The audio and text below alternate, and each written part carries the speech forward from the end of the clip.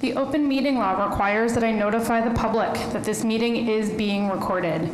Therefore, please be aware that an audio and visual recording of this meeting is being made by Boston City TV, a part of the City of Boston Office of Cable Communications, and it is being broadcast on Xfinity Channel 26, RCN Channel 13, FiOS Channel 962, as well as live streamed on YouTube, where the recording will continue to exist. And with that, I will hand it over to our board chair, Jerry Boyd.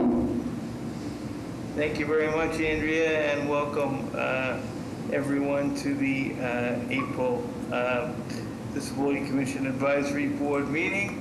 I'm calling this meeting to order, which is our first item on the agenda. And next we'll move on to introductions. If you could please, when introducing yourself, if you could please give yourself just a brief description of yourself to kind of help the interpreters, that would be great. I'll start. My name is Jerry Boyd. I am a white male with salt and pepper hair. More salt than pepper, I've been told at this point. And I live in West Roxbury. And let's kick it off. I heard the dulcet tones, the laughter of Carl. So if you could introduce yourself, Carl. So my name is Carl Richardson. I am a Caucasian male, middle-aged, with salt and pepper hair. And I am wearing a maroon, polo shirt. And I identify as a deaf-blind individual, and I live in Brighton, Massachusetts. Olivia, if you could go next, please. Sure. My name's Olivia Richard. I'm the vice chair of the advisory board, and I am a middle-aged white woman wearing glasses, a black hoodie, and headphones. Paul, if you could go next, please. Hi, my name is Paul Karen. I'm also a middle-aged white male with salt and pepper hair, wearing a white polo shirt. I live in the west end of Boston, serve on the executive committee of the advisory board, which is an honor and a privilege, and I serve as a mental health advocate. Paulette, if you could go next, please. Good evening, everyone. My name is Paulette Durrett. I live in the Mattapan section of Boston. I'm a older black woman with gray hair and black glasses and a gray fleece. And Elizabeth Dean-Clower, if you could go next, please.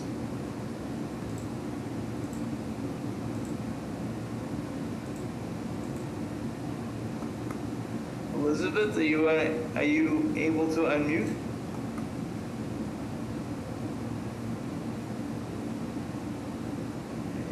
It doesn't appear. Oh, wait a minute. I think she is unmuted now. Yes. Go ahead, Elizabeth, if you can. The floor is yours. Yes, great, thank you. Well, I'm Elizabeth Dean-Clower. I live in Dorchester. I'm an advisory board member. And in keeping with a theme you're often hearing, I too have salt and pepper hair. I'm a white woman, and I'm a power wheelchair user. And Wesley, could you go next, please?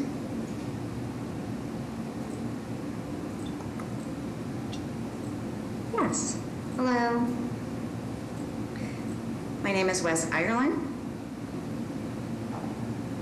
I'm a board member. I live in the North End. I use American Sign Language. I have 2 female interpreters who will be interpreting for me.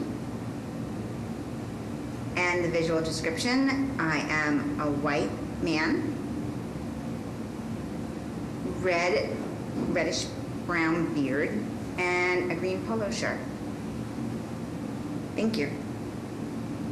And Tara, could you go next, please? Hi everyone, my name is Tara Lynn Southard. I am the secretary of the executive board. I am a middle-aged white woman who's a little person using a power wheelchair, and I'm wearing glasses and a white t-shirt. And I'm in the Roxbury area. And Juan Carlos, could you go next, please?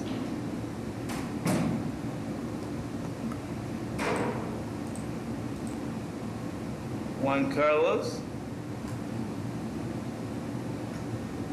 See that you- Okay. Yes, hi. Okay. I couldn't unmute. Thank you. Hello, everyone. My name is Juan Carlos. I live in Boston South End. I'm a Hispanic male member of the community. I use a power wheelchair because of a spinal cord injury. Great. Let's see.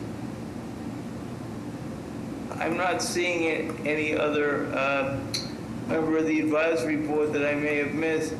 Did I? Do you see any person, Andrea, maybe that I'm missing?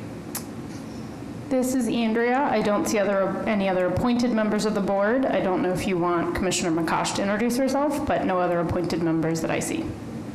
Sure.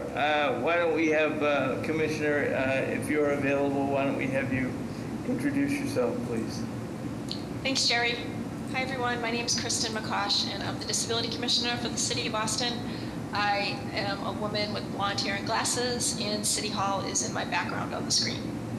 And I also use a power wheelchair. Great. Thanks for that. Thanks for those introductions, everyone. Next on the agenda is the approval of the March minutes. Has everyone had a chance to review those? And if so, do I have anyone that would like to make a motion to approve the minutes? This is Carl. I make a motion to approve the minute as given to us. Any seconds?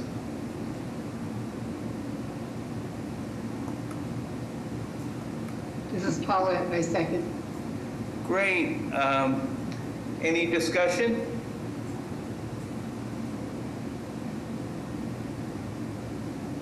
Hearing none, we'll move to a vote. All in favor, say aye or raise your hands. Aye. Aye. Any nays? The motion passes unanimously. Next, we'll have a presentation from the Office of Language and Communications Access with Jennifer. I'm not sure how to pronounce your middle name. Your last name is listed as Wong, though. So if you could introduce yourself again, Jennifer, that would be great. Thank you so much. Hi, everyone. My name is Jennifer Vivar Wong, and I am a Hispanic woman with dark hair, almost 30, and I am wearing a black sweater, and my background is just a white wall.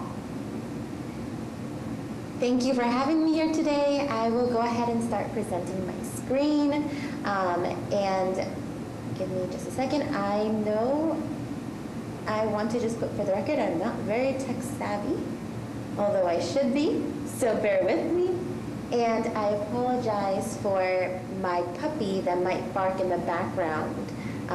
He is a tiny little dog, so my apologies. So thank you for the introduction. I am the Director of Language and Communications Access here for the city. I have met some of you in passing at different events, or we have worked closely together, but it's great to formally be in this space with you all. So an introduction about our office. We are kind of like the baby that came out of the creation of Immigrant Advancement and the Disability Commission. So combined, we work to ensure that all constituents of Boston, regardless of language or communication ability, receive the full spectrum of services offered by the city, and that they're able to participate in all that the city has to offer. I want to give a little bit of history, just so that you know how we got here. In 2016, there was a communications access ordinance that passed to create our programs. So we were a little program under the Office of Neighborhood Services. As the years went by, specifically during the pandemic, we were able to partner with great allies in the City Council who advocated for the ordinance to be revamped. And so in 2020, that work started. In 2021, the ordinance was amended and signed, and we became an actual standing office, which was incredibly great, specifically during that time during COVID, where there was a lot of need for language and communications access to be intertwined in everything that was coming out of that city during that time. And then as you see here on the screen, there is a slide that will show that in 2021, we had 3 FTEs. And then in 2022, we grew to 5 full-time employees. And currently, we have around 12 full-time employees within our office. The accommodations that we provide are focused mainly on interpretation, translation, assistive listening devices, assistive technology, and now audio and video accessibility, which can include things like subtitles, captioning, audio description, voiceovers, audio files, and much more. So who we serve folks who identify as speaking a language other than English, and persons with disabilities. And we work very closely with the Disability Commission to put together data which tells us the amount of residents within Boston who either self-identify as having a disability or self-identify as speaking another language other than English at home. And we use that to inform the way that we are providing accessibility throughout the city. I want to put on the screen just an overview of our org chart.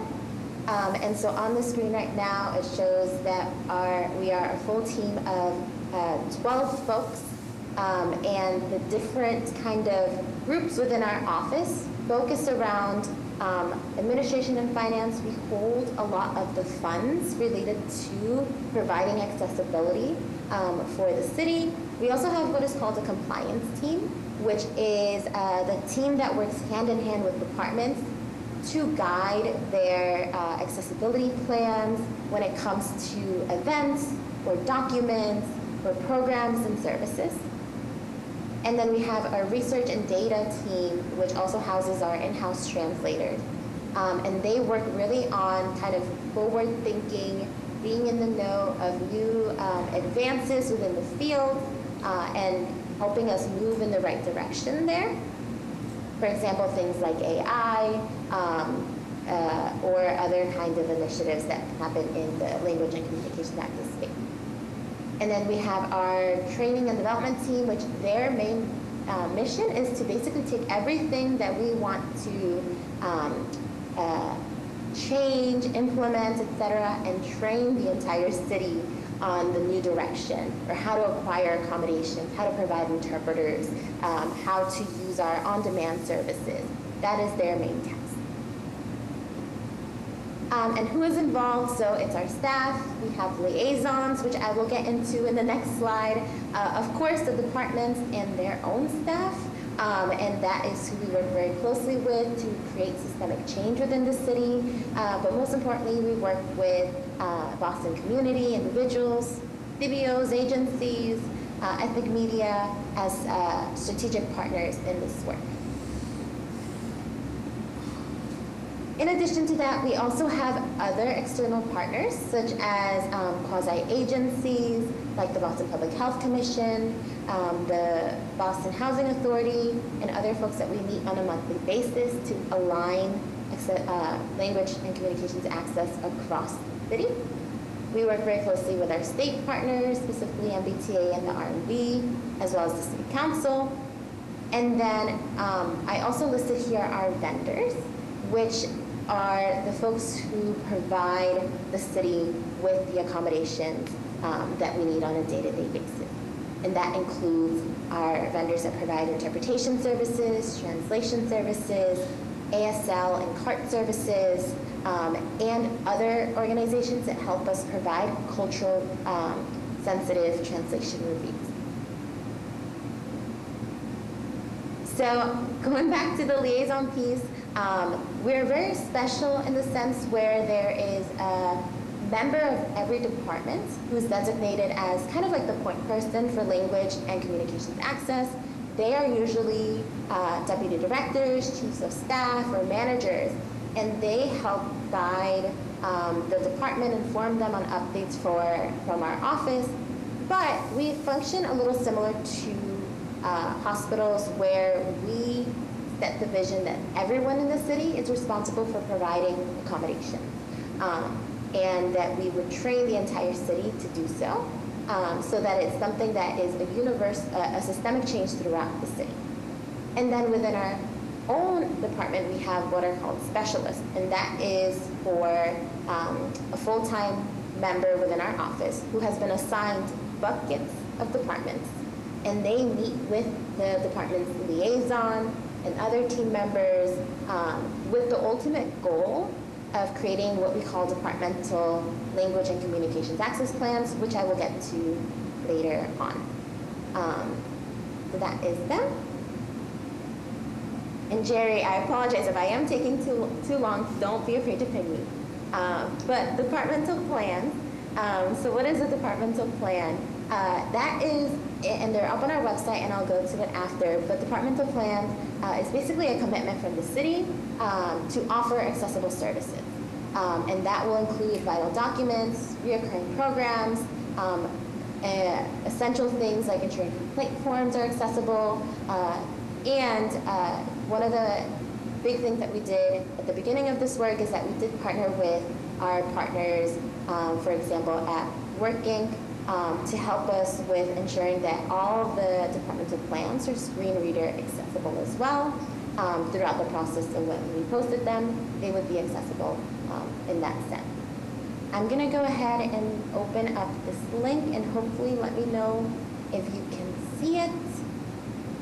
Oh, it might not load. Let me just... Andrea, do you still see my presentation, or is it not showing at all? I do. It's not showing. Still see it. Okay, I'm going to skip that for now, but this is basically what the slides, let me go back. This is what, on the screen you will see a picture of our website, and it just says multilingual departmental plans, and then it has these drop downs that show all the different languages. So if you click on those drop downs, it'll show you all the departmental plans for each department, and it would say Boston Police, Boston Fire, in each language, and you'll be able to read those departmental plans in those designated languages. I apologize that I can't get the website open. That is one of our biggest kind of accomplishments, and we're hoping to post another round of departmental plans in the new fiscal year, so after July. The other incredible partnership work that we do on a regular basis is work with the Disability Commission, as I was mentioning, to post disability demographic data reports, which gives the city information that comes from the ACA, the census. It gives, it's not the most perfect data. There is a lot of room for improvement, but it does give information around the neighborhoods and the population within that neighborhood that have self-identified as having a disability, and we help use this tool with departments to create plans for accessible events. Another kind of big highlight that I wanted to share here as well, this one's shared.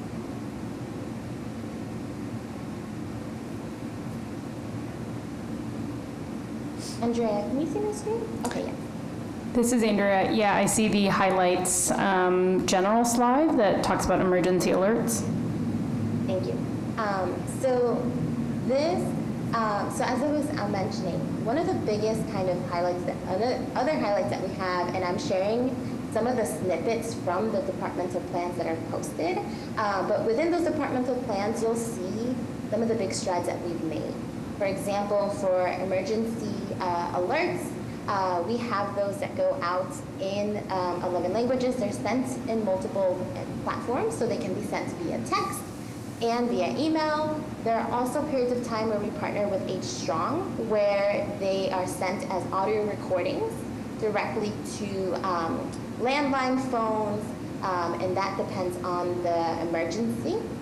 We also partner with the Boston Fire Department to ensure that when they're doing bed shaker installations, that they are done with ASL interpretation that is done via handheld devices. Boston Fire has gone ahead and purchased these iPads themselves so they can make sure that everybody who does this work within the fire department is able to carry this out with interpretation as needed. And then I'll mention one more and then I'll continue. We also work to ensure that the City Hall on-the-go trucks that move around the city, helping folks, for example, signing up for a parking sticker or anything else, that they have iPads as well that have on-demand interpretation services that can pull up both spoken languages and ASL interpreters. Moving forward, I wanted to also continue kind of zoning into some of the other big projects that we have. One of the biggest projects that we have currently active is our Welcoming City project. And what we did is that on the City Hall first, second, and third floor, that is mainly where a lot of the teller windows are that provide services. So we went ahead and partnered with all the departments there. We came in, we ensured that, and I apologize, the picture that's up on the screen is a little bit hard to decipher, but it basically shows a teller window, and it shows two pieces of paper that are against the window, and that has a notice of rights that are translated in different languages, and a card, a stand-up card that lists the languages in language and in English for folks to be able to point to as needed or refer to as needed to identify the language that they need interpretation on. And so basically every teller window downstairs has an iPad that is equipped with our on-demand interpretation service and is set up in this sense so that they have posted rights and the ability to have a language card next to them. I'm going to start moving a little quicker. Apologies, I think I'm going over time. The other device that we're going to be switching into in the next few months is what we call our Translate Live equipment.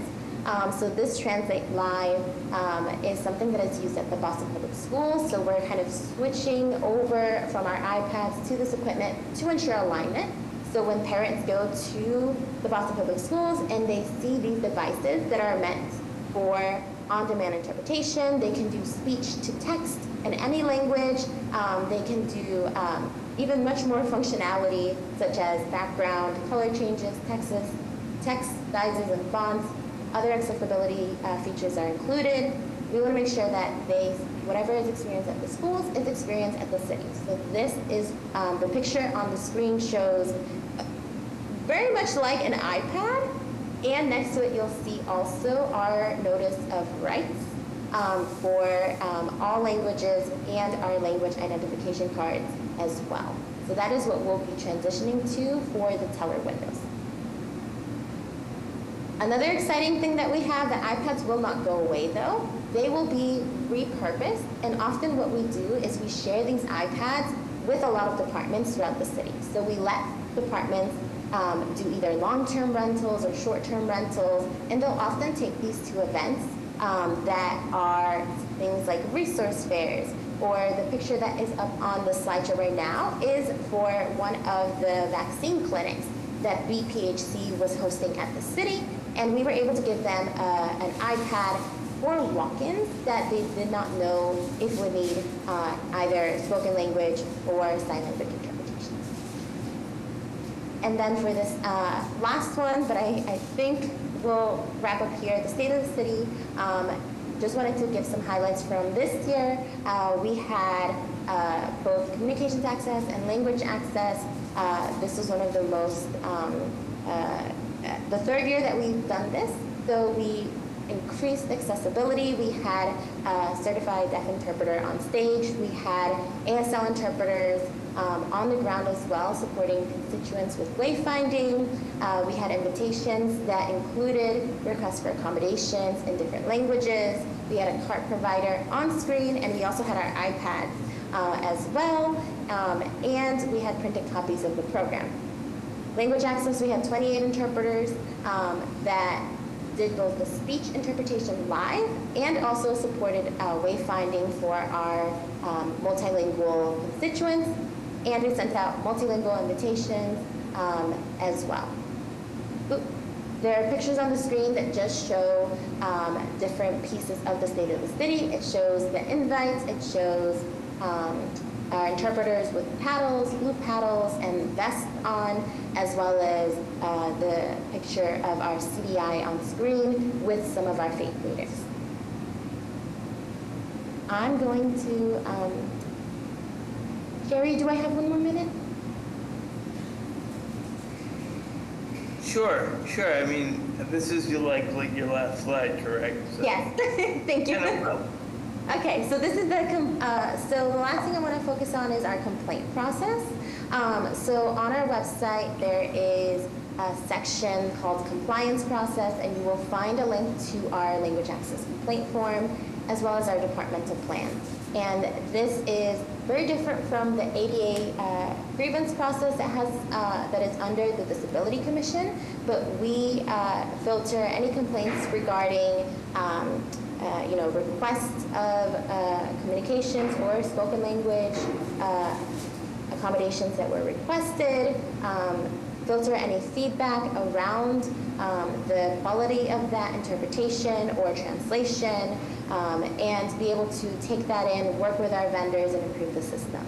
We also work very closely with the Disability Commission, so if anything does kind of fall within both of our spaces, we work together to tackle those complaints together. I know that there is a lot that I just mentioned, and I know that there is a lot that we can still improve on. So I'll end with, thank you for having me here, and I'm looking forward to hearing your thoughts and understanding what more we can be doing. And thank you so much. Jennifer, thank you so much for your presentation, and you did a great job, in terms of your time and everything. I really appreciate that, and I appreciate you trying to streamline as much as possible.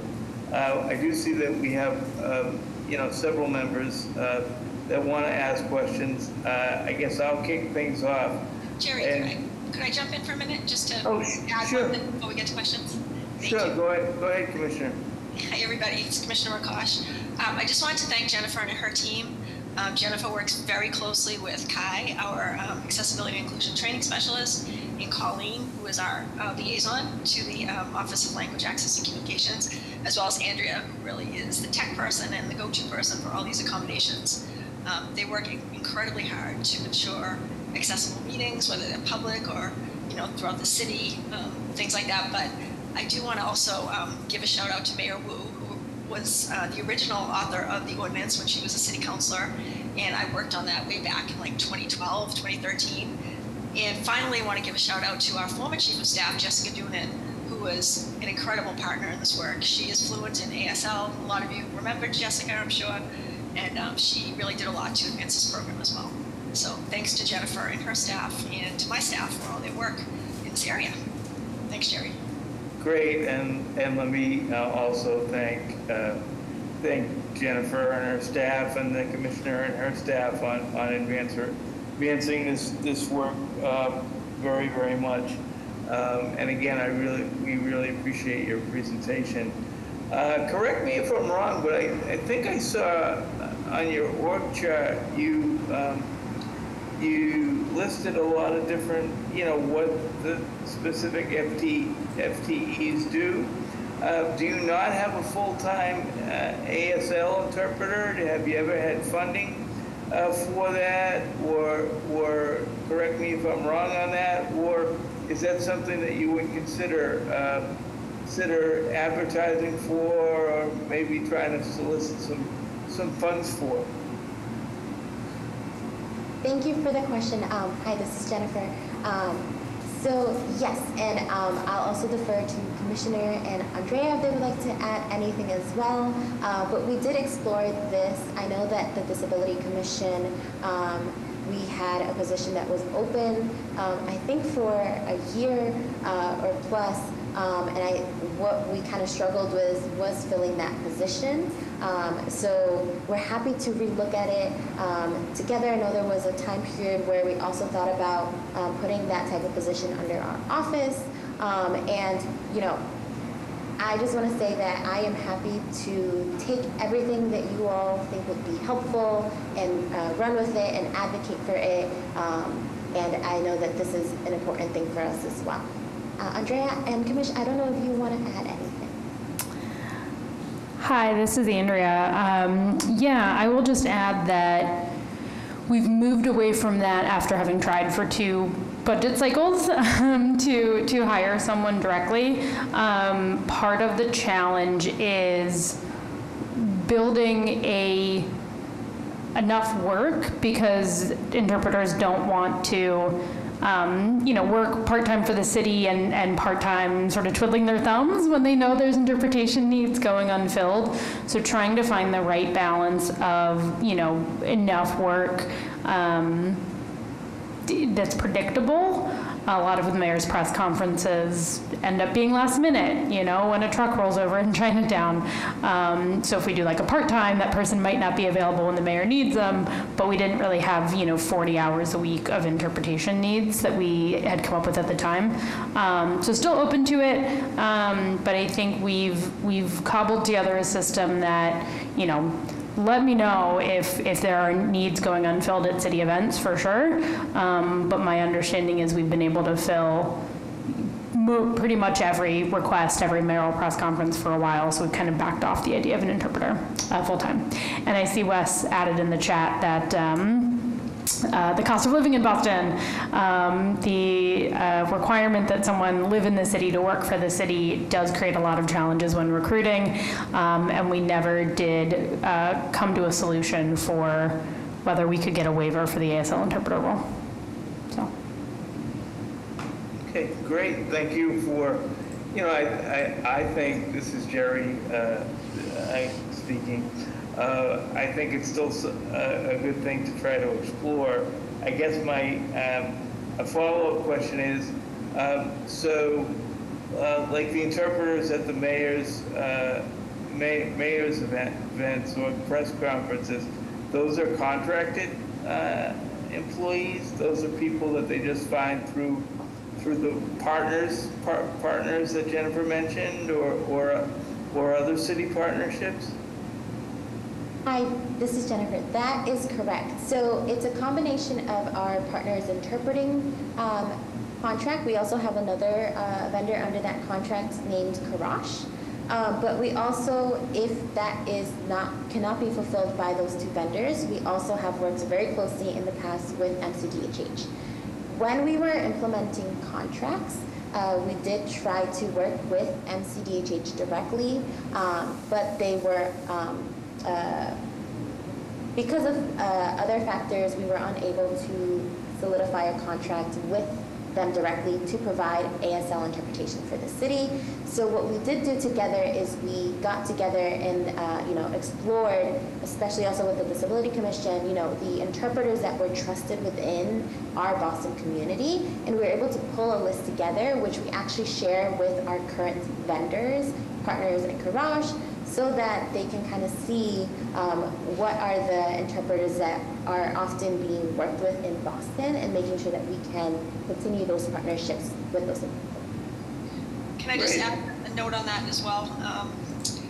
Jennifer talked about a lot of work on systemic accessibility, and we've really pushed that ASL as a requirement for major press conferences.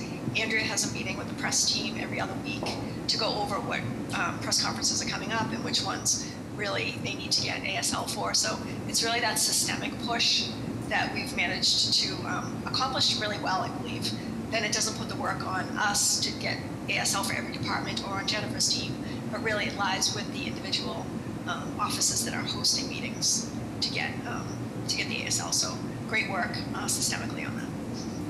Great, thank you both, and thanks for the clarification. It's great to, it's great when we see the interpretation, especially, you know, at events like the State of the City and whatnot, and how it's really kind of embedded in everything the city does now, and that's a reflection of the great work from Jennifer's team and the commissioner and her team as well. So thank you for that. I see we have several questions. Carl, you've had your hand raised. Go ahead, please. First of all, Jennifer, I want to commend you and your staff for your language access. I think overall you guys do a great job. Secondly, I wanted to ask you about, you mentioned audio description earlier, and that is something you do. I'm wondering if you could elaborate on how and when you use audio description. And I also wanted to mention to you, as a potential resource, that I am the chair of the audio description project for the American Council for the Blind and consult with Netflix and Amazon and Prime Video. So I have quite a bit of background and work quite often in the field of audio description if you ever need a resource to reach out to. But if you could just elaborate on what you're doing for audio description for the blind, I would appreciate it. Thank you so much, Carl. And I don't know if you remember, we met briefly last year, so it's wonderful to be reconnected here again. And thank you so much. I will definitely be reaching out to you regarding, you know, this area of work.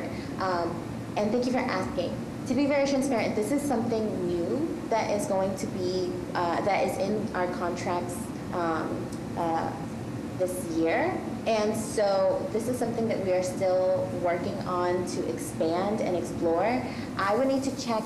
So the way that our office functions is that we get a lot of requests from different departments. So I would need to track down within our records how many departments have been providing certain different accommodations, specifically in this space. And I can get that back to you. I apologize that I don't have that in front of me. I do believe most likely it would be very, very limited. I think this is an area that we can frankly explore how to expand. I think right now the focus over the past few years has been very language justice. I think where we want to get to is, let me correct myself, is language access, communication access, and what we're trying to get to is this space of language justice. And that, I think, is where we could definitely use more support. Great. Thanks for your question, Carl. And Wes, I saw that you had a question. Go ahead.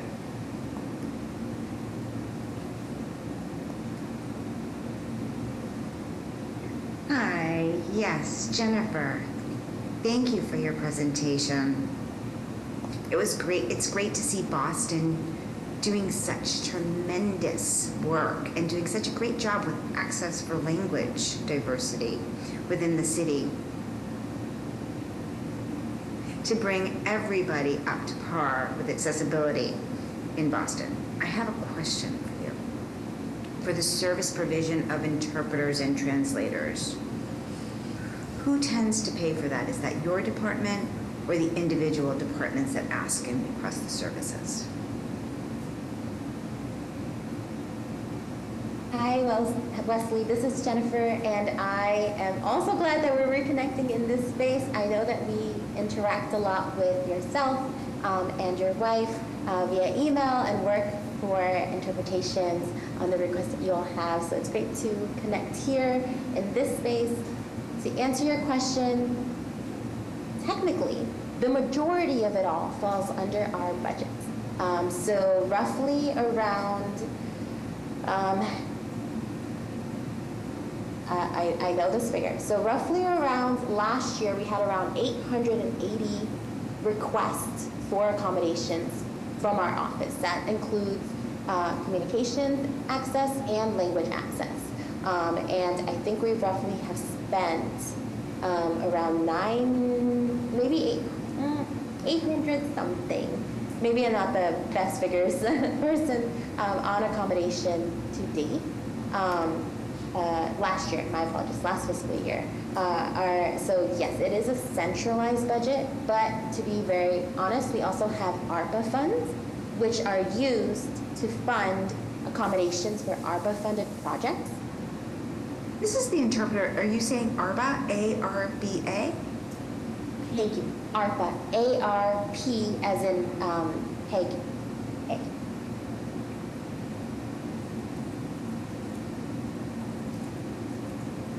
Thank you. And it stands for the American Rescue Plan. I don't know what the other A stands for. Is there a Tina? Plan Act. Yes.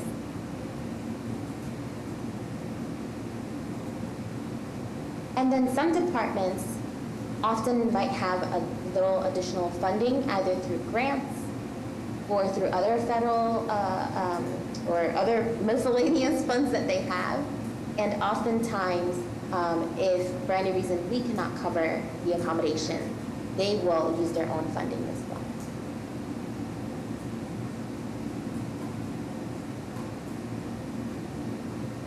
Okay, thank you. I do have an additional question. Go ahead.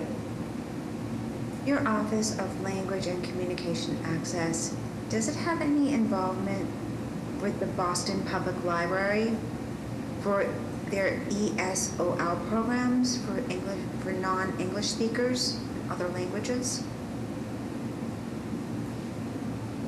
That is a great question. I guess it depends on how you define involvement. So we are involved in the sense of if they need flyers translated, we'll translate them. Or if they, that is most likely the majority.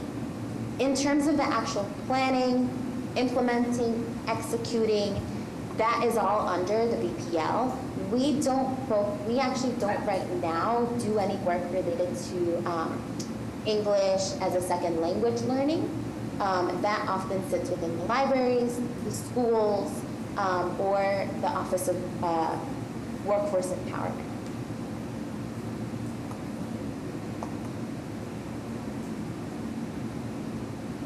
Okay, thank you. The reason I ask, I know that other public libraries, such as Cambridge, Brookline, offer free ASL classes to the community. And that's sponsored by the Disability Commissions and the libraries and the Office of Language and Communication Access. I am hoping to see that type of program offered within the city of Boston to the community members for free ASL courses. And it would work for other languages as well. For example, if individuals within the community wanted to learn Cape Verdean or Vietnamese, it would be wonderful if we could offer those languages on a free basis to the community. Thank you so much. I will take that idea and circle back.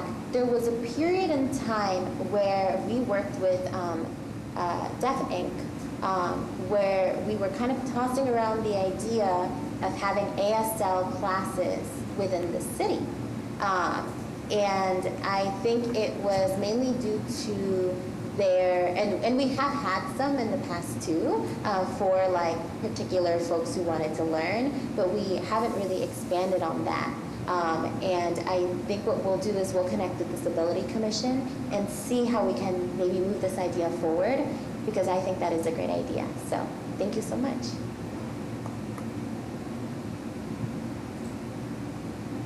Thank you, Jennifer, for your time.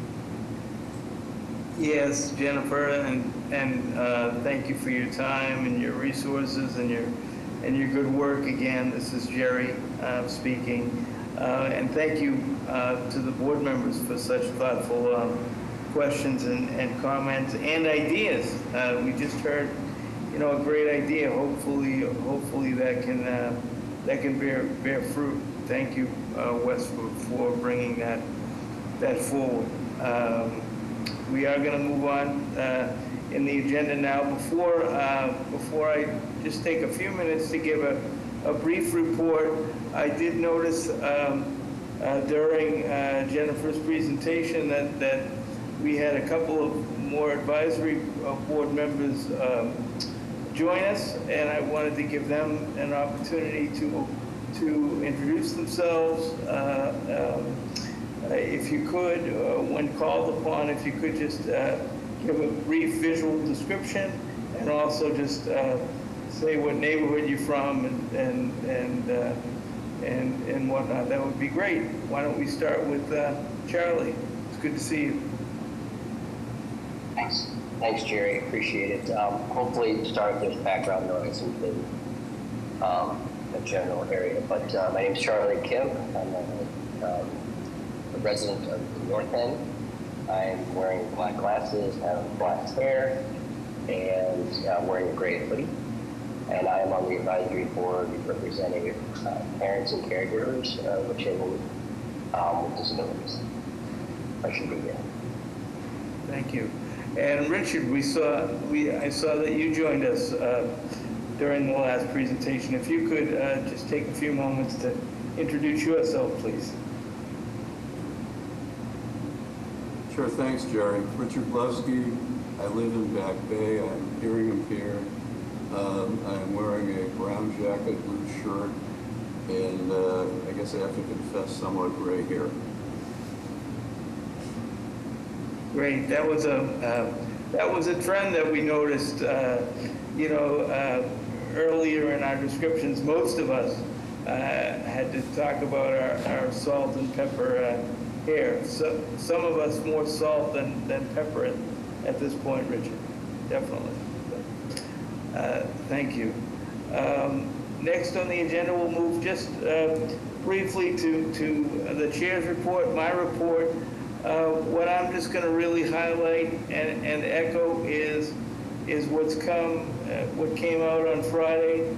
The Disability Commission electronic newsletter highlighted that April is Fair Housing Month, and I know that we all realize that housing and access to accessible housing is a key issue for all residents of the Commonwealth and Boston, but particularly folks with disabilities. We all know that the housing stock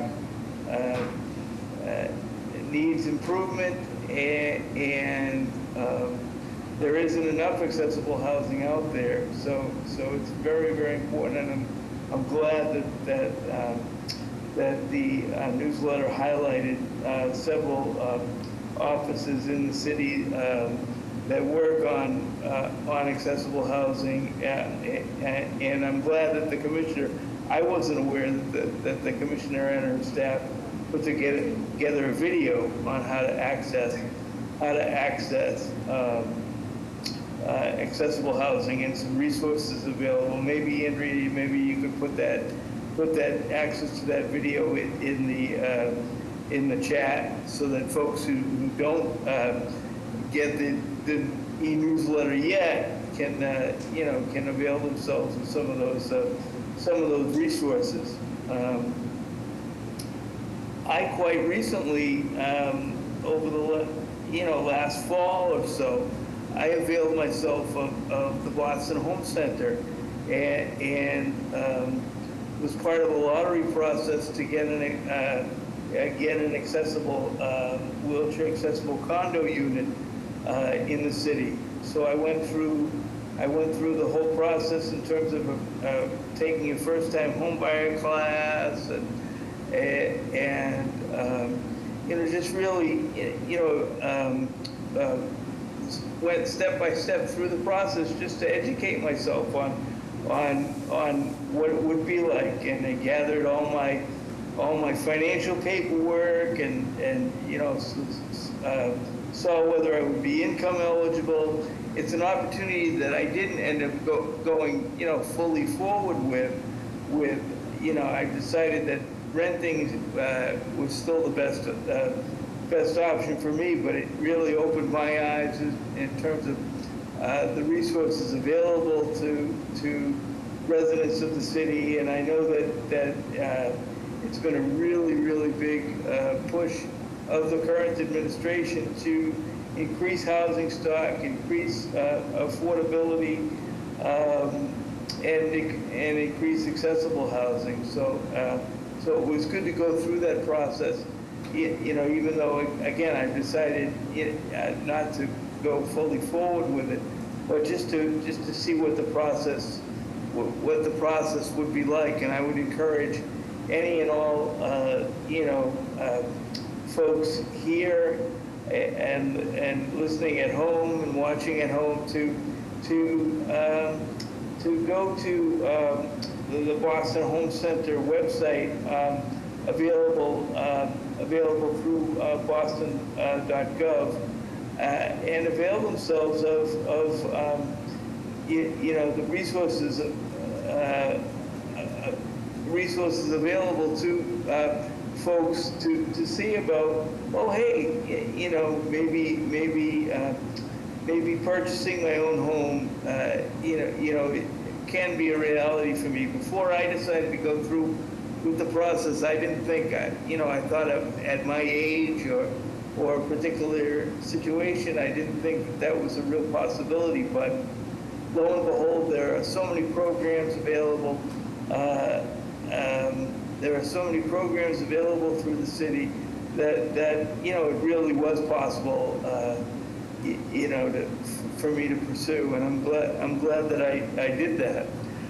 Just another resource I wanted to share with folks, and I know on the city website they have a Metro list that lists a lot of accessible housing, both in the city and in other towns in the Commonwealth.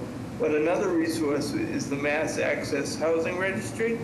I don't know if people were aware of that, but I just thought I would share that for folks. They have both home ownership opportunities as well as rental opportunities. So just some resources. Again, maybe Andrea could pop some in the chat. But again, this highlights really the good resource that the Disability Commission's e-newsletter is. It's got a lot of very useful information every month. So if people aren't on there, again, maybe Andrea, you could share either in the chat or in person just now how folks could sign up for that, because I found out about that home ownership opportunity through the newsletter actually. So anyway, so that's my report, and we'll move on to the Commissioner's report. Thanks, Jerry. And just so you know, Andrea did put a link to the webinar on housing and also to MetroList and a link to sign up for our e-newsletter. I want to give a shout out to our constituent service specialist, Chris Borowski, who does the newsletter every week. He does a great job, so I do hope everybody's signed up for it. And just 2 points on Jerry's report before I get into my slides. First of all, we did the webinar on housing as part of our work last year on National Disability Employment Awareness Month in October. We held 4 live webinars that we recorded, and we know that employment involves a lot of things, and one of the things is housing. So we did a webinar on gaining housing, and it has a lot of good resources. So I would encourage you to click on the link that Andrea posted. And I would also encourage everybody to go to our YouTube channel. We have all our advisory board meetings posted there, but we also have a whole slate of trainings that our Disability Access and Inclusion Training Specialist, Kai Kennedy, has recorded on a number of topics. And we have our National Disability Employment Awareness Month trainings there as well.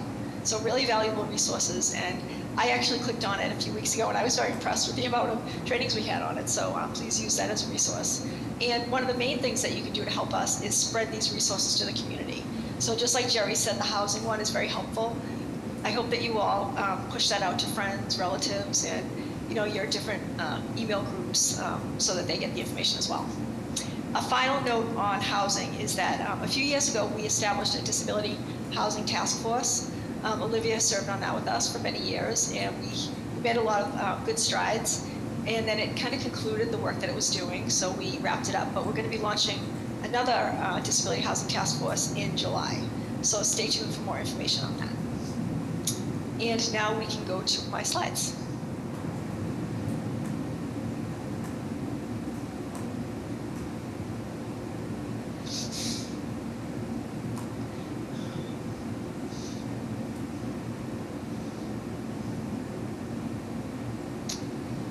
So to begin my report, I just wanted to talk a little bit about the City of Boston budget. You may have read recently that Mayor Wu submitted her budget to the City Council. So the next few weeks will be all about the City Council reviewing the budget, asking questions of different departments. Our department will be presenting our budget to the City Council later in April. And we did find we had a slight decrease, but it won't impact our programming. And the mayor's budget overall has a slight increase, but we know that there are uncertain times federally, so we're all trying to pay attention to that. Luckily, our department does not receive any federal funding, so we won't be impacted at all by things that happen in Washington, although some of our colleagues may be impacted, especially a few in the Equity and Inclusion Cabinet. But we will be fine for now. I wanted to let you know that the Boston City Council has called for a hearing on sidewalk accessibility. No date has been scheduled yet, but we will keep you updated once a date is scheduled. And this would be an example of a great meeting that board members could attend and give input on, just to emphasize the importance of accessible sidewalks in the city. So watch for a date on that. And Chris also posts relevant city council meetings in our email newsletter. So if you do get the newsletter, make sure you watch for relevant city council hearings. And if you don't, please sign up after this meeting. Andrea brought this issue to my attention. It seems that court reporters right now are seeking a raise. There was an article that came out this week because court reporters haven't gotten a raise since the 1980s. And as many of you may know, CART reporters are classified as court reporters. And we know they play a vital role in providing access at meetings. So there is currently legislation proposed to support this raise. It's H1649 and S1168. It was filed for the 8th term, and it's getting a lot of advocate support on Beacon Hill. So I wanted to throw this out to the council to see if this might be something you would want to write a letter on, a letter of support, and also share with your colleagues to see if they may want to support it as well. So I will hand that off to Jerry as chair to discuss after my report. Next slide. Okay, some department updates, just a brief overview of events that we have coming up. Our Disability Community Forum is Thursday, May 8th from 2 to 3:30. It's at Suffolk Law School, and it will also be on Zoom. We really want to encourage people with disabilities to come out in person. We know things changed a lot after COVID, but it would be great to see each other live again and really connect with people and share our stories and our concerns and our power as a disability community. So please spread that invitation as well. We will get a flyer out to you soon about that. And then also, I had mentioned before that advisory board members may be able to participate this year when I present my annual report. And I usually report out about different categories. So I was hoping that in the categories that you've selected as your area of interest, you might be able to talk about a certain meeting that you've attended, or a meeting that happens on a regular basis, or something that you know about in that area. For example, if it's housing and Olivia wants to talk about something that the BHA is doing, that would be a great time to give an example of something that the board works on. So please think about that, and we will ask for RSVPs for people who are able to attend in person and those who can attend on Zoom. We also mentioned that the ADA 35 is going to be a group event. It's going to be a march and rally on Wednesday, July 23rd at 12 noon.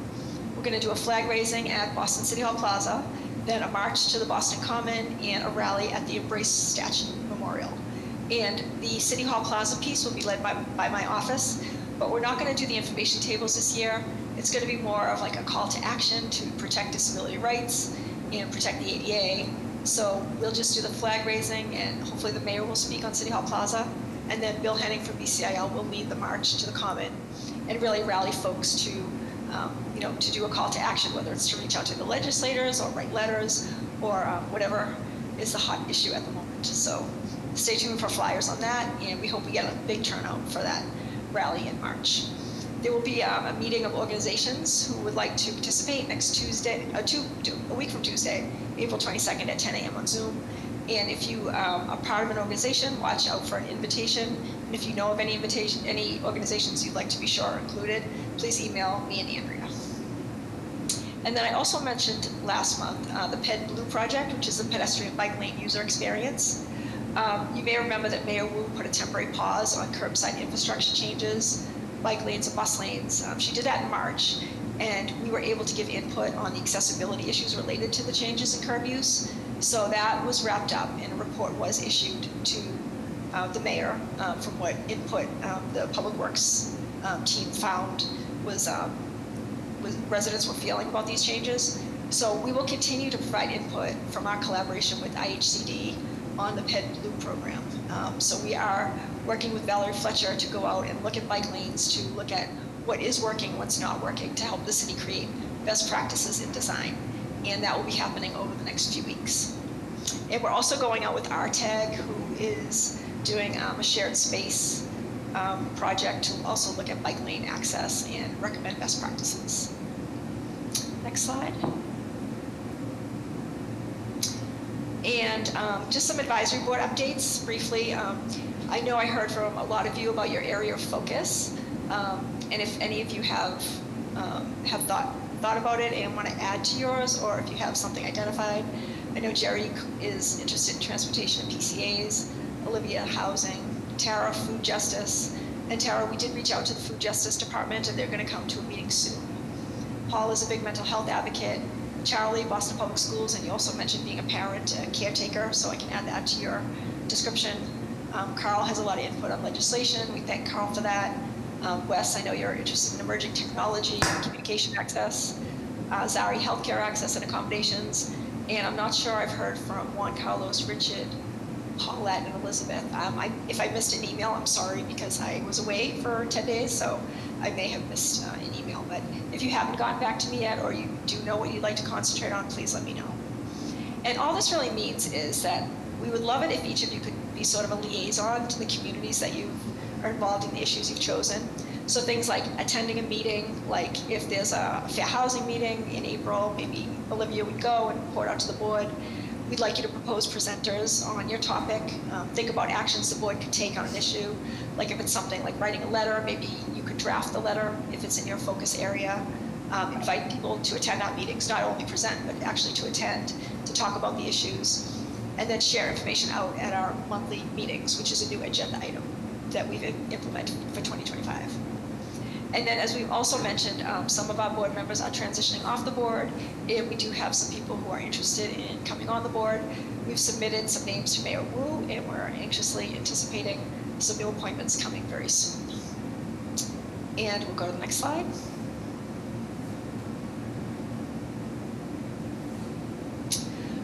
So this is some opportunities for advisory board members to participate in, as well as to spread the information to community members. And I'm going to turn it over to Colleen to talk about this. She did go over them last month, but I want to have her reiterate them because they're really great opportunities and they are still timely. People can still participate and spread the word to neighbors and colleagues and friends. Colleen, are you on? Yep. Thanks, Commissioner. I'm just going to talk quickly about some engagement opportunities that we would love your help with.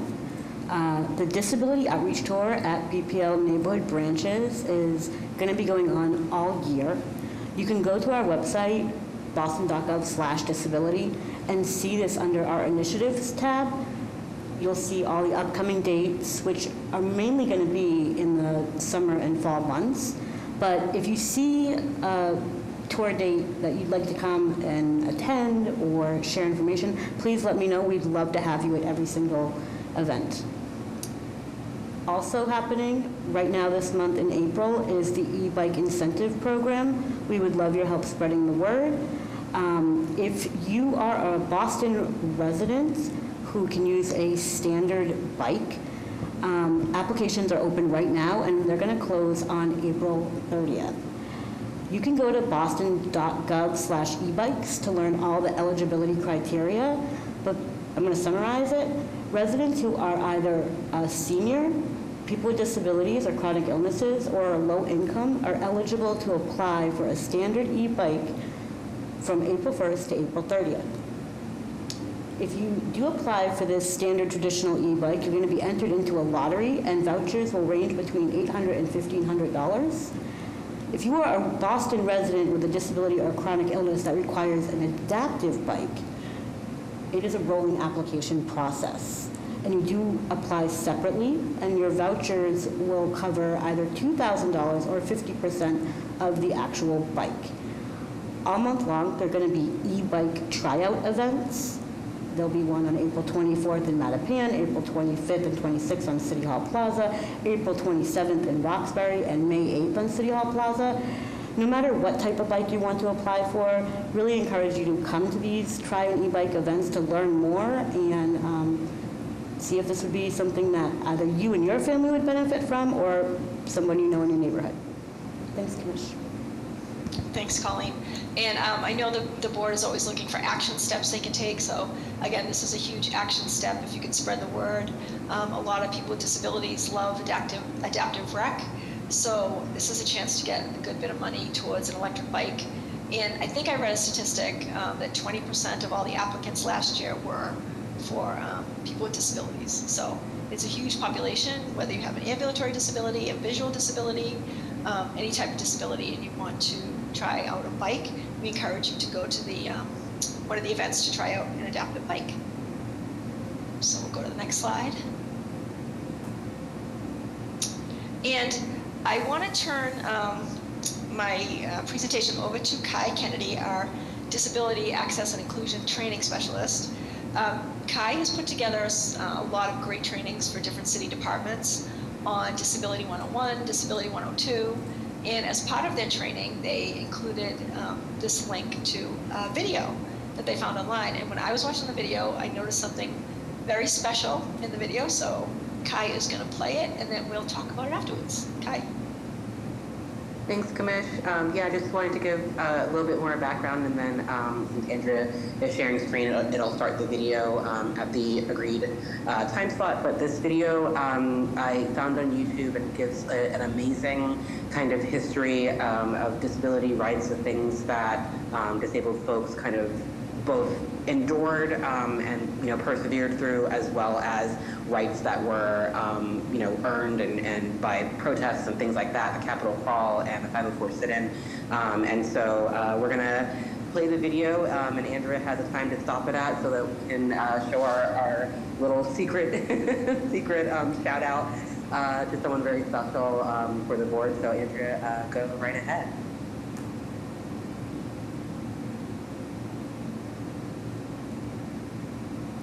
Did we hear sound? Did the sound come through? This is Kai. I did not hear sound. No, I don't hear any of this.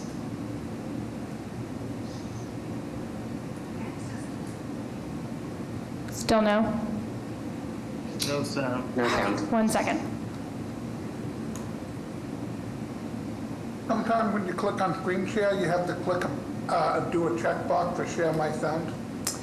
You're exactly right, and that is what I hadn't done, which is why I stopped sharing. Acting Section 5, Francisco, and across the United States, gathered to push, rally, and protest to make sure that regulations enacting Section 504 of the Rehabilitation Act be put into law. Let's set the stage. The Rehabilitation Act of 1973 prohibits discrimination due to disability in any programs, agencies, or by contractors receiving federal financial support. Going on 3 years later, the regulations in order to enforce that law still have not been signed by Jimmy Carter. People with disabilities said, we want access to the things that other people are taking for granted. Federal buildings, education, employment initiatives. Demonstrations took place all across the nation. In San Francisco, about 150 people, led by Judy Heumann, occupied the health, education, and welfare building. Archival footage of protesters occupying the Hue headquarters. came together in the community. There was intersectionality before the word existed. We had support from churches, unions, civil rights organizations, gay groups, elected politicians. We had the Gray Panthers offering support. We had the Black Panthers providing food. 28 days later, 504 was finally signed. Kitty Cone giving 504 victory speech. We show strength and courage and power and commitment that we the shut-in or the shut-out, we the hidden, supposedly the frail and the weak, that we could wage a struggle at the highest level of government and win. Here we are over 4 decades later, and that's still the longest sit-in, the longest occupation of any federal building recorded in the United States of America. Why aren't we using that as an example to say, this is what happens when communities come together? These are the changes that can occur when we stand together, roll together, sit together in solidarity. 1990. Nearly a decade after Section 504 protests, the stage was set to take it to the next level. Organizers such as Justin Dart and Yoshiko Dart met with activists in every state, rallying, organizing, protesting, ready to create what would become our own landmark civil rights legislation, the Americans with Disabilities Act. No, I did the pausing wrong. It's okay. Well, you have a timestamp, so. Spring of 19th, communities come to landmark civil rights legislation, the Americans with Disabilities Act. Over 30,000 activists across the nation. Perfect. Now, does anybody who can see the screen recognize anyone in this photo? And I'll give a hint. Oh, I see a hand. Jerry, go ahead. Is that Zari holding up the flag? It sure is. There you go. Yeah, Commissioner McCosh pointed that out to me the first time that he saw the video in one of my trainings, and I had no idea. I know Zari how I know her now, and so yeah, Commissioner McCosh pointed this out. I thought it would be a great, little cameo to show the Disability Advisory Board here, and I agree. This is an incredible kind of just testament to how far back the advocacy of our advisory board goes, even before it existed. So, Commissioner, is there anything that you'd like to add? Thanks, Kai. Just that, yeah, I've known Zari for over 30 years. We were together when I was a student at UMass, and Zari worked in the Disability Student Services Center, and I recognized her right away. I was like, that's the Zari I knew back in the day. And I don't know if Zari's online. Is she at the meeting today? Probably not. Okay. So anyway, this link is in my slide deck, so feel free to share it with others. It's about a 10, 15-minute video, 11-minute video, so feel free to take a look at it in your own time and share it with your colleagues and groups. Thanks, Kai. And that wraps up my report. I will close it out and send it back to Jerry. Great.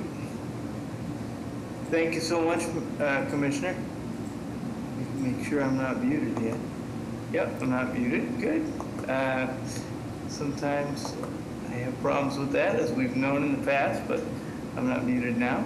And so next up on the agenda is the Architectural Access Report with Patricia Mendez. Take it away. Hi everyone, good evening. Can you hear me? You're a touch quiet, Patricia. If you could speak up a touch, you'll be good. Okay, can you hear me now? Hello? Yep. Okay, great. Andrea, would you be able to share my slides, or do you want me to share them? I can do them. Just give me 1 second. If I can't find them quickly, I will kick it to you.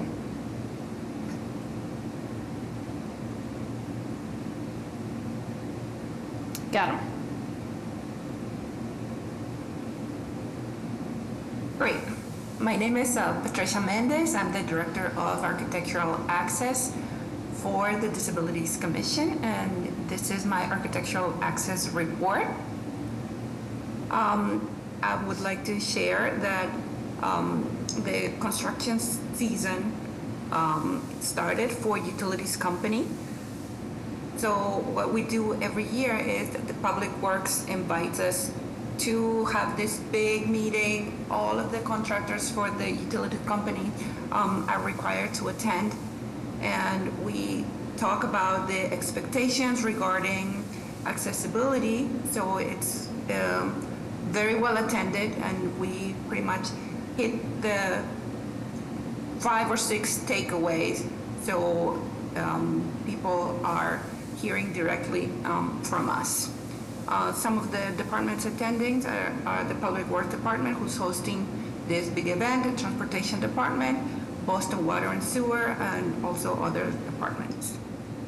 Next slides, please.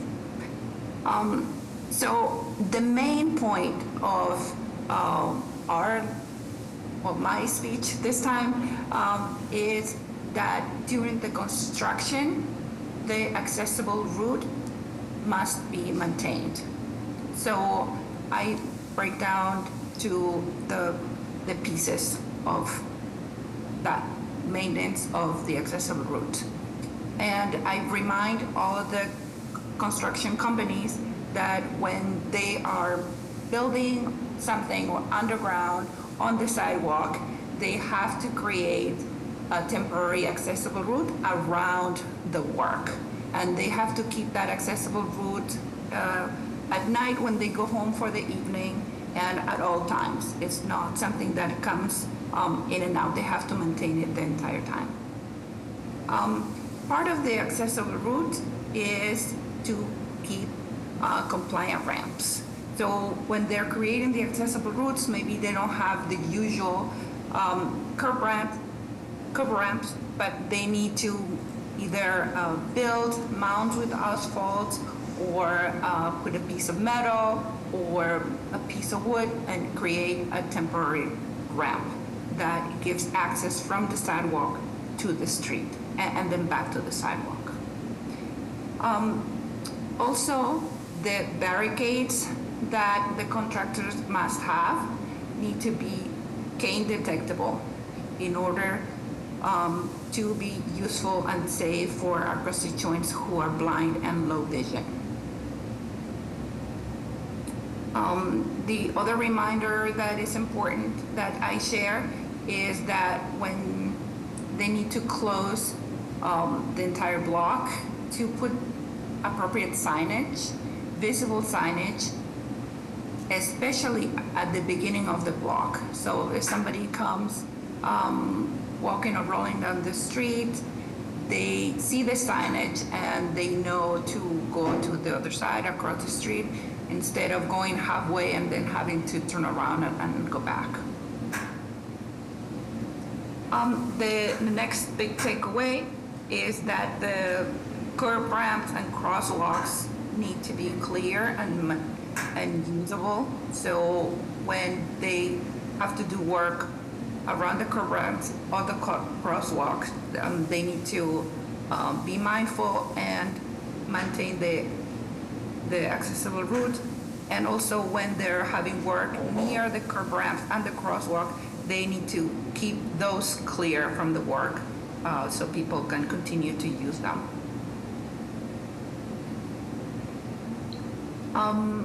Next, we talked about the temporary patches and plates, and our ask is always to be mindful, and when they use the patches or the plates, to make sure that the edges are smooth and they're level, so everybody can use those safely and they don't become tripping hazards. Okay, so before we go to the next slide, we can go to the next slide. So the reason that we're sharing this with you is so you are aware of the requirements for the utilities company. So if you see something like this happening, and I'm going to share some photos with examples. If you see that there's construction and that the sidewalk is blocked and there's no ramp and there's no accessible route, that is not okay. So you can contact our office and let us know. And what we do is to contact the transportation department so they can pass on the report so it can be fixed quickly.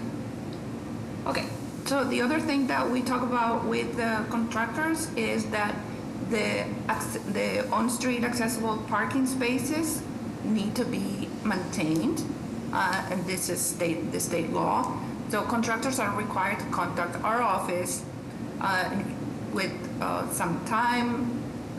We ask them for 2 weeks so we can help them find another spot so the spots can be relocated instead of just, blocked or taken away. And we shared our email, and we shared our form that we used to make that communication easy. The last point that we remind the contractors is to be mindful of the MBTA bus stops when the work affects the location of a bus stop, and maybe the bus stop needs to be relocated to the next block before or after. It's important to communicate with the MBTA so the MBTA can send out notices to the users, especially our blind and low vision population that rely very much on their memory to where the locations are. So when there's changes, it's a big deal for our constituent. Okay. Next slide, please. And I'm gonna go really quickly with the photos. So these are the best practices. I have 2 pictures on this slide.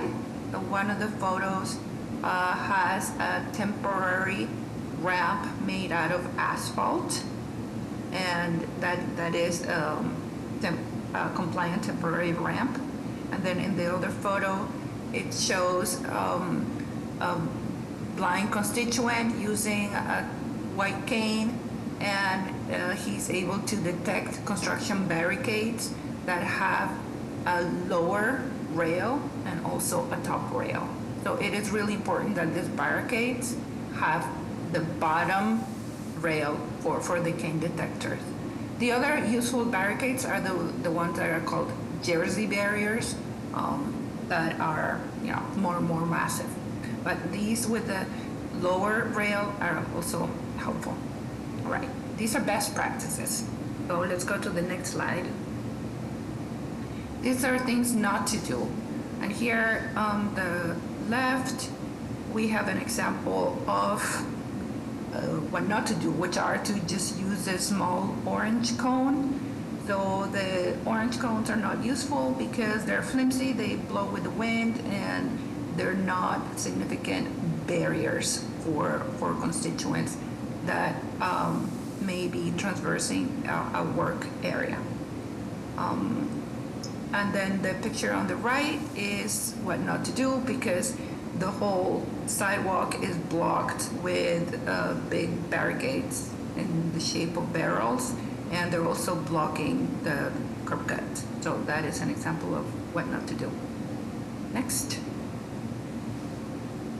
Okay, these are also examples of what things not to do. The one on the left is a sidewalk next to the street, and on the sidewalk there is a construction fence that takes up all the accessible route. It blocks the entire sidewalk, and it doesn't have a ramp going down from the sidewalk to the street, or it doesn't have the other ramp too that belongs to the other side from the street to the sidewalk. And there's no signage saying that there is a detour.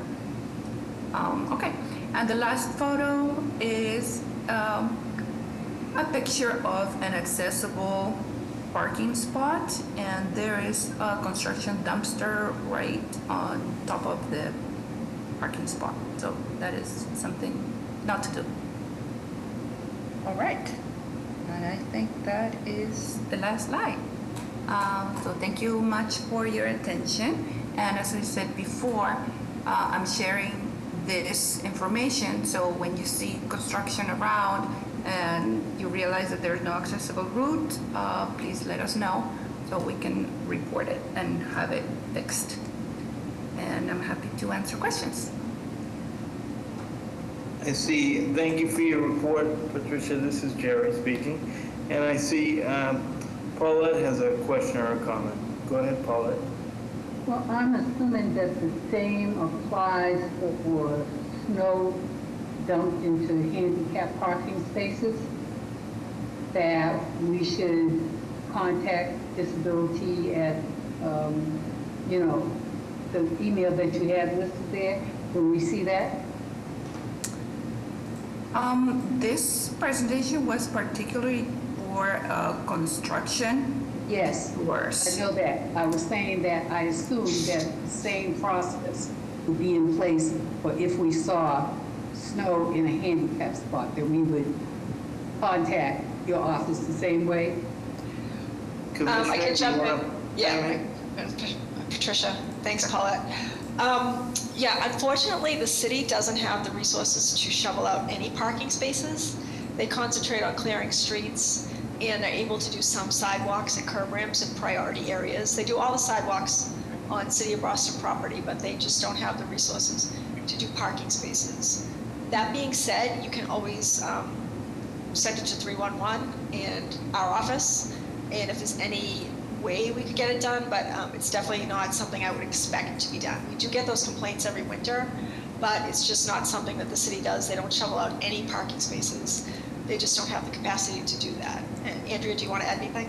Yeah, this is Andrea. I'll just add that you can't clear snow from your property into the street, no matter what the use of the street is at that curb. So if you see someone like digging a bunch of snow off their front sidewalk and dumping it all in the street, that you can report to 311 and can be ticketed. But that would be the same for any amount of the public street, not just for accessible parking, unfortunately. And even if they get fined, it doesn't mean that the city's going to remove the snow, unfortunately.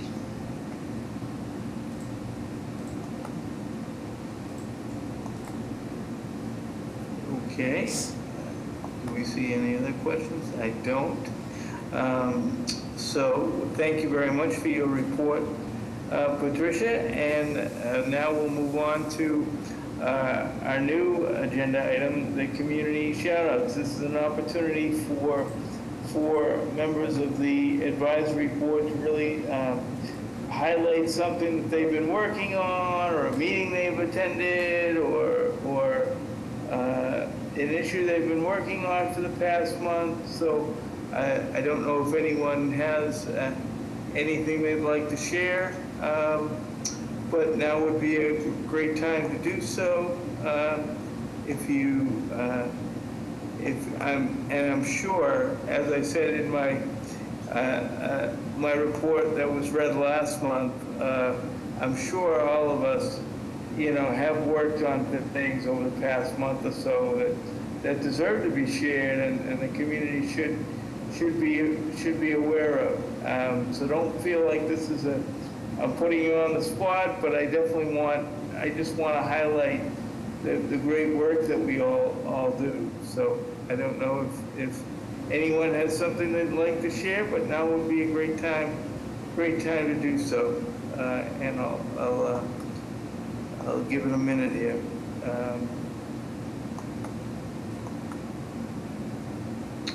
I'm not seeing any takers.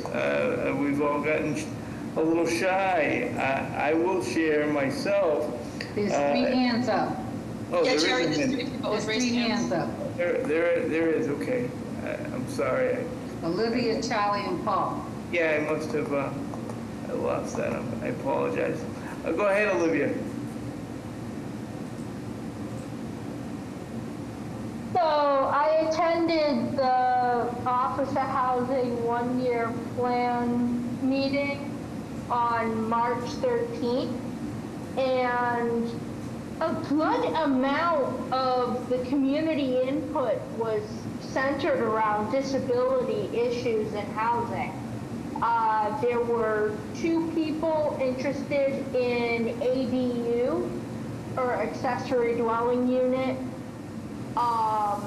There was someone who was looking for information on how to retrofit stair lift into their home.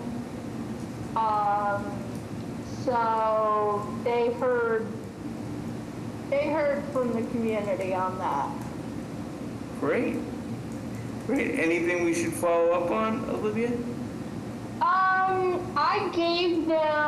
I put in the chat the Disability Commission information because a few of the constituents would benefit from contact with the Disability Commission, particularly the stair lift issue, because she was looking for like, where do I go?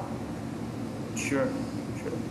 Great, thanks for that. It's a great example of some, why the executive committee thought that this agenda item would be useful. So thank you. Go ahead, Carl. The second thing I had. Oh, sorry, you had 2 things. I'm sorry, Elizabeth. Sorry, is that the elevators in my building, we have 3 elevators. It's a Boston Housing Authority complex. 2 of the elevators went down, cutting off access to the 6th, 7th, and 8th floors. Oh, no. They went down on a Friday evening. They were fixed by Sunday morning. So I have to say, the Housing Authority is getting better with these issues. That's great. That's great. Awesome. Anything else before we move on? That's it, okay. Thank you. Go ahead, Carl. So yeah, as many of you know, I'm a service animal user, and lately I've had a number of trip denials with Uber and Lyft, and frankly, I'm getting rather annoyed at that. And unfortunately, the way the shared transportation services work, they won't share with you the information, and then after the driver cancels the trip gets deleted from the app. So there's no way to get local enforcement involved, because that's not the way the state laws work. There's no way to track down the driver and file a complaint with MCAD, even if you wanted to. So I'm working with Representative Christine Barber, who just filed a bill, House Bill 2066, on the fining of Lyft and Uber, and it should be also submitted any day now, working with Senator Joan Lovely, who will be submitting a bill hopefully giving local police authority the ability to enforce service animal laws. So I will keep this commission updated as the bills get assigned hearing dates. Right now, the first bill I mentioned, 2066, it was the Labor and Workforce Committee. And as soon as that gets assigned today, I will let you know. And as soon as Senator Lovely does a late file for the other one, giving police the authority to find violators of that, I will let you know. So just stay tuned for more information, but I just wanted to let you know that's one of the things I'm working on. Can I just follow up on that comment, Carl? Hi, it's Commissioner McCosh.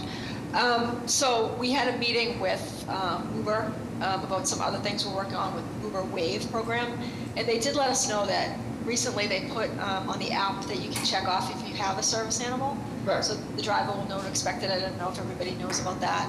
And we do have contacts at Uber that we're going to be meeting with moving forward, so we can always raise this issue more specifically. We were concentrating on Wave, wheelchair accessible vehicles in the meeting, but we can certainly circle back to this issue. Are you working with Brittany? I don't know that was the name, no. I don't think so. The head of accessibility at Uber. We're meeting with the head of global accessibility at Uber. What's her name? She's got an Irish name. Maybe I have the wrong person. But out of San Francisco. I just sent her an email. So Thank you, but yes, there is the ability to self-identify, depending on who you talk to in the blind and low vision community. Some are okay with that, some not so much, because they feel like we shouldn't have to identify in order to get a ride, and that's a civil right. So it's kind of controversial, depending on who you talk to. What I would like as a blind and low vision consumer is when a driver cancels a ride, the ability to get their name and license plate number so that I could then file a complaint with MCAD or somebody, or DOJ or somebody. But right now, the way they set it up is when you're denied a ride, there's nothing you can do because they purposely delete the name of the driver. And so how can we take legal action? They say they have a zero tolerance policy, and they will not accept that, and they'll investigate and punish the drivers. But you don't know what the repercussions of that is because they won't share the results of their investigation. So Uber or Lyft will not share the results of their investigation with the individual that they happen to, and B, they won't get you the name of the driver. So I feel like there's a lack of both transparency and accountability. Carl, this is Jerry. Have you, would you be willing to speak with Kat from PCIL? I have spoken to Kat. We're working on this together. Great, because I know RTAG has been doing a lot of work with Uber and Lyft on this very issue. So. Right, and we're looking at how, because when I booked the ride, I did it under the Uber Flex program. I'm also considering it a violation of Section 504 because they were driving on behalf of Lyft, right? So I'm hoping that they rewrite the contract in such a way when it's up in a year or two to have stricter enforcement. Great, thanks for sharing. Charlie, you had an issue that you wanted to share? Oh, not an issue, just an update. Can you hear me okay? Yeah, great. Oh, great. Just wanted to talk about a tour that we took. The commissioner and I have been serving on I think a working group or an advisory group for Boston Public Schools transition program for students with disabilities that also age through the age of 22. It's called STRIDE program. And it's an acronym that stands for Supporting Transitions to Reach Independence Through Vocational Experiences. And we took a tour of a facility or building that they're actually going to be dedicating to the students. And I know that the commissioner and the Disabilities Commission, I think Andrew, you've also been in the background working closely with Boston Public Schools to kind of make it happen. And the building that we toured, it's the old Edward M. Kennedy facility, so it's really nice, fully accessible. We had a tour of it. But I think the bigger story is that they're actually dedicating the facility, but then also focusing on transition services and also working with the students to become independent, work job, workforce training. And I think in relation to this group, my goal is to work closer with the director, her name is Marsha Fitzpatrick at Boston Public Schools, to have them introduce the students and also the parents and the caregivers to start paying attention to the Disability Commission meetings, so they could start learning more about the services and offerings that are available as they transition to adults.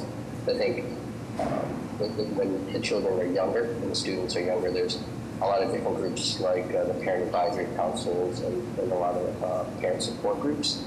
But I think one of the areas that I was focusing on and finding to be very important is that transition period where the students then move towards independence and trying to find independence with force and job training. So I want to thank the commissioner. I know that you have worked closely with them, but that touring was really cool facility, so I'm glad to see that that's actually happening. It's been in the works for several years that I know of, but I'm sure it's been longer than just several years that I was involved in it.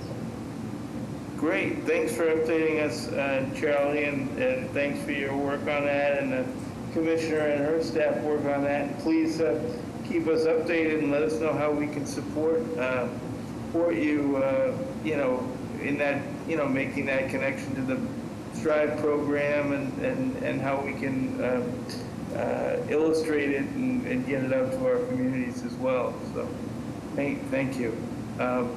Paul, I know you've had your hand up, but you also, it looks like you need help unmuting. So Andrea, can we help Paul with that? It's all set now, thank you. Great. I just want to say how strong and positive the Wu administration and Councilor Sharon Durkin have been with mental health advocacy, and that coming up in May is Mental Health Awareness Month. So in preparation for that for April, I know it's a tough season for a lot of people with anxieties, depression, bipolar, any kind of mental health. So what I've been reading up on and talking to its constituents is, a lot of sunlight, a lot of activity, a lot of positivity. It's easy to get down, and whether it be a power of prayer, reading, or keeping motivated, setting routines, it's a big help. I want to also have a little more to say next month in May, it being Mental Health Advocacy Month. And like I said, the Wu administration and Councilor Sharon Durkin in particular have been very helpful and strong in mental health advocacy, and it's made my job easier as an advocate to help others. Thank you.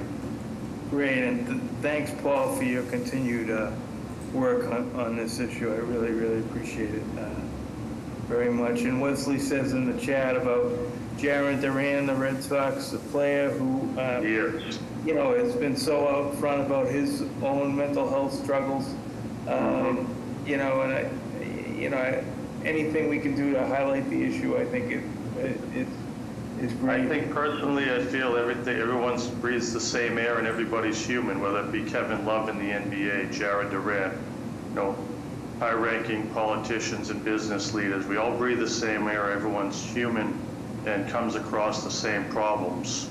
And sometimes it's people are more apt to get more professional help and have that at their fingertips more than others. So, my line's always open for any kind of assistance, my email or my cell phone, which the commissioner has. Great, thank you. And let us know how we can continue to support Paul.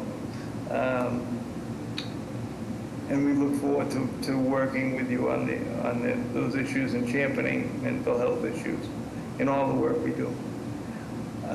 Richard, you had something you wanted to share?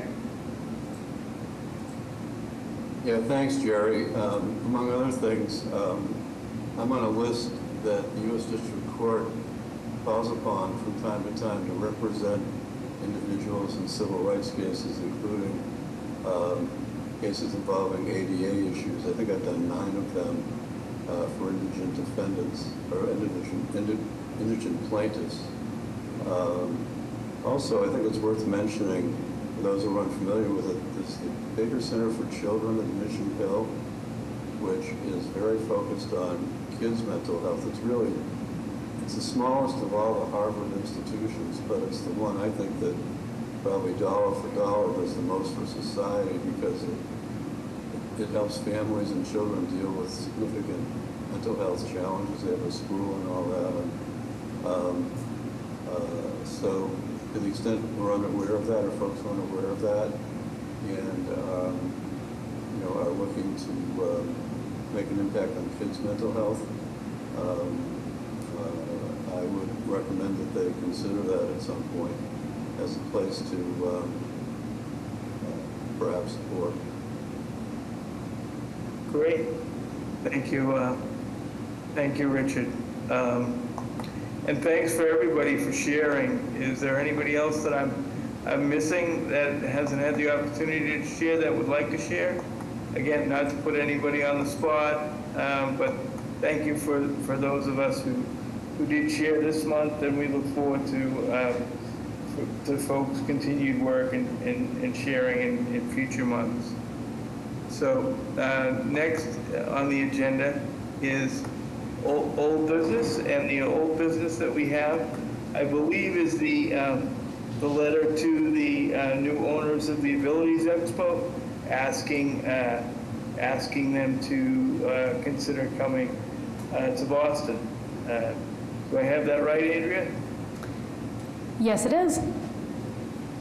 Great. So everybody should have a draft of that letter. Gotten a draft of that letter with their packets. I'm looking for someone to make a motion to approve that letter. This is Carl. I would like to make a motion to approve and send the letter out. Any seconds?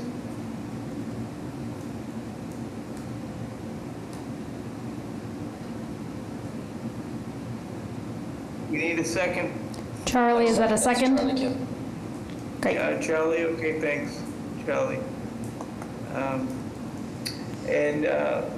So we'll take a vote. All in favor, say aye. Aye. Aye. Great. Any Aye. opposed? Aye. Great. Any nays?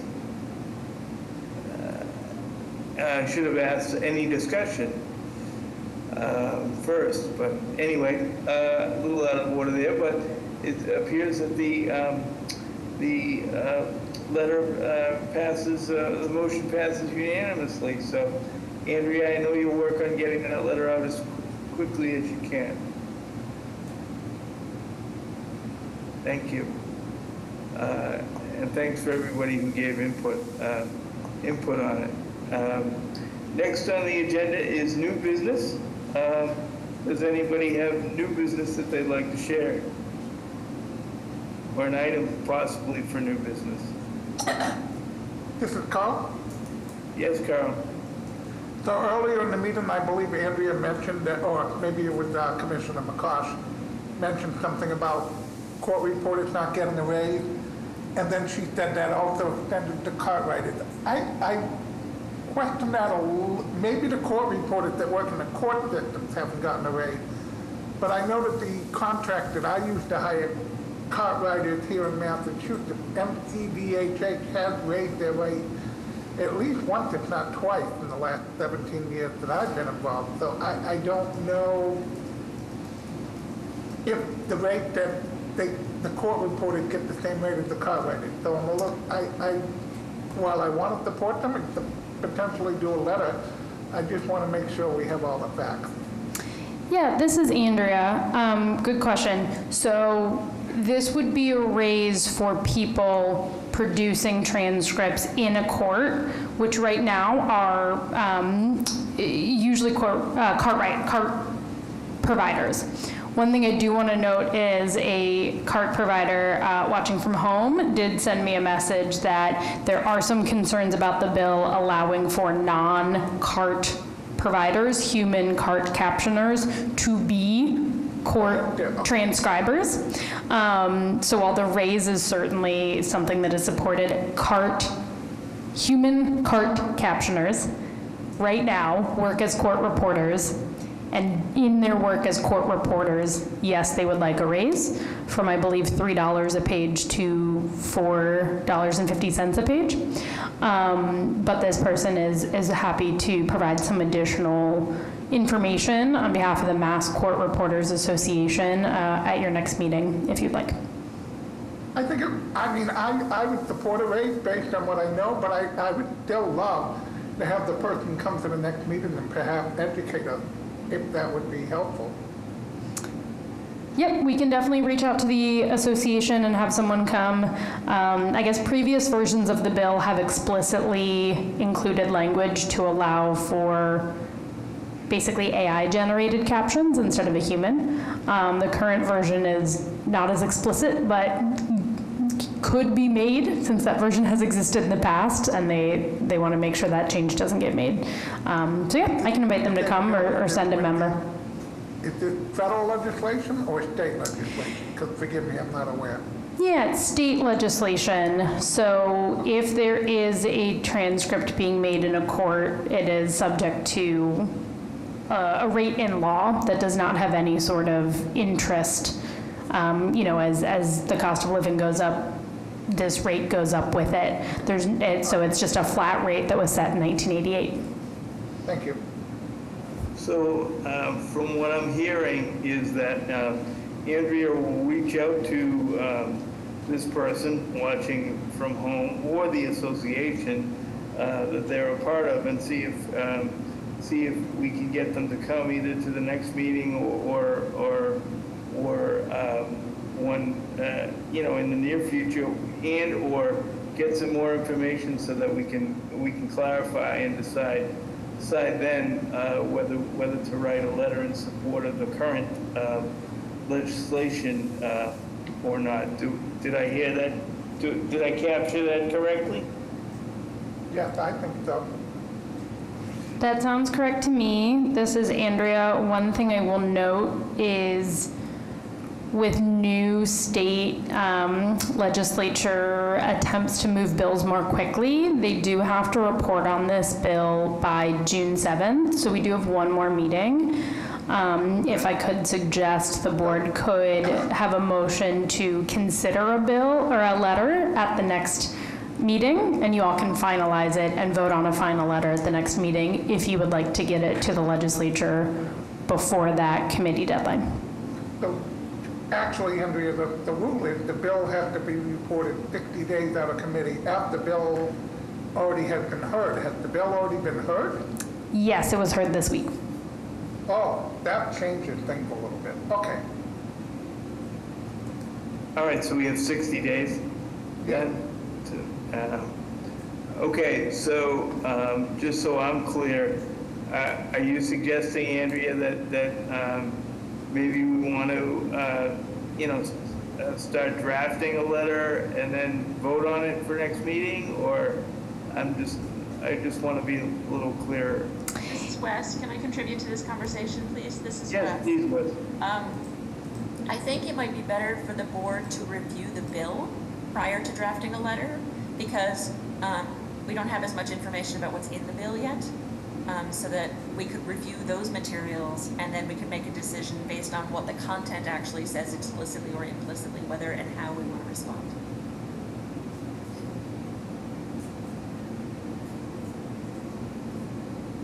Thank you for that, Wes. Maybe this is something that we should have, we should take up at the next executive committee meeting, Andrea. Sounds good. Okay, so we'll do that, which we meet 2 weeks prior to the next meeting. So we'll take this up during that meeting, and then if based on that, maybe I'll send out an email to folks, and that way we'll have as much information as we can to maybe make a little bit more of an informed decision at the May meeting, if that sounds okay to folks. Wes is saying it? Okay. I know we're running really short of time, but West, under new business, I didn't know if anybody had anything under new business that they wanted to share and maybe have us consider. Hi, this is Wes. I do actually have new business. Sure. But Jerry, I think you also wanted to speak about the same issue. Was it about the mayoral questionnaire? Yes, exactly. Yeah. Yes. Thank you for bringing up that issue, Wes, and we did discuss it at the executive committee meeting. And what came out of that meeting was that I outreached to BCIL, because they've done some work in the past on putting together questionnaires for the mayoral candidates in past elections, as well as for folks from state office, running for state office as well. I did reach out to Bill Henning. He's willing to consider doing that work again, but he would want it to be more. He would want it to be really targeted. The questions that be asked be really targeted, so that we don't just get a pro forma response from both candidates or from any and all candidates. So I didn't know whether, Wes, you'd feel comfortable. Can I put you in contact with him? And and maybe you can take the lead on this issue, or are you comfortable with that? It's Wes. Yep, I'm comfortable with that. But I also wanted to add, if I remember correctly, the last time this was a discussion, the last election, things sort of fell apart, and I would like to make sure that that doesn't happen again this time around. Right, right. Totally understood. And the last mayoral race, I believe we tried this and it fell apart. So I would be hopeful that in addition to being careful about the language, that we're making sure it goes through. Sure, yeah, sure. So, I mean, again, I think it's an important issue, and I'd like to see us,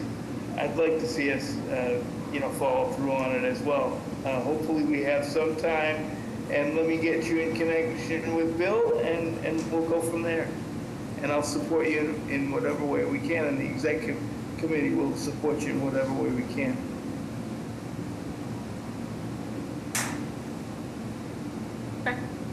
Great. Is there any other new business that folks would like to share or propose? Hearing none, we do have just a couple of minutes for public input. Any member of the public with an issue? This is Andrea of the Disabilities Commission. Members of the public, you may have noticed you're not able to unmute yourself automatically. Please use the raise hand function in Zoom, raise your hand on camera, or note in the chat that you would like to ask a question or make a comment. Once you are recognized by the chair, I will send you a request to unmute, and you will have 2 minutes to make your comment or ask your question. If you need pinning ability to connect with the ASL interpreters to sign your question, please also let us know that in the chat.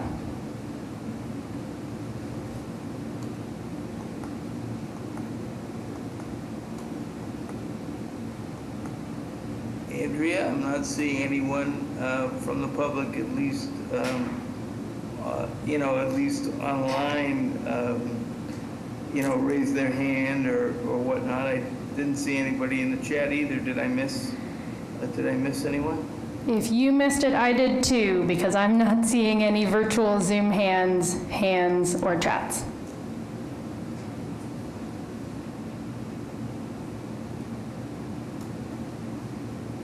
Andrea, this is Rachel. We didn't hear your last comment.